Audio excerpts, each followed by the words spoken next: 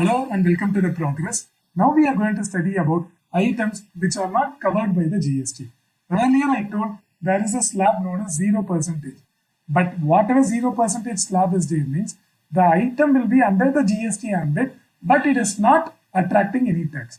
But now we are going to see items which is not under the GST ambit itself. Since it is not under the GST ambit, it can't attract any GST rate. What are the items which is not under the GST ambit means all the fuel, that is petrol, high-speed diesel, aviation turbine fuel, that is fuel which is used for the flight, and crude oil. Coming to electricity, which we are using, which is not under the ambit of the GST. Alcohol, which is used for the human consumption. Natural gas. These are the items which is not under the ambit of the GST. Therefore, they can't attract any GST rates.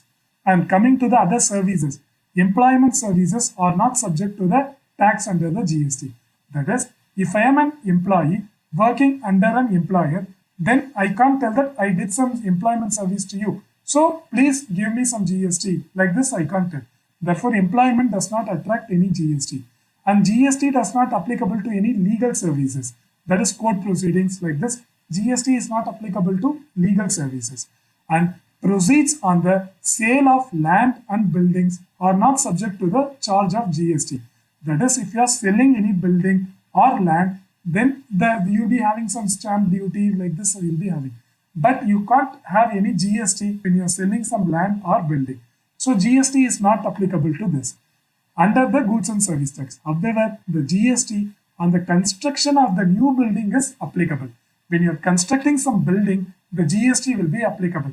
But when you are selling the building or when you are selling the land, then GST is not applicable.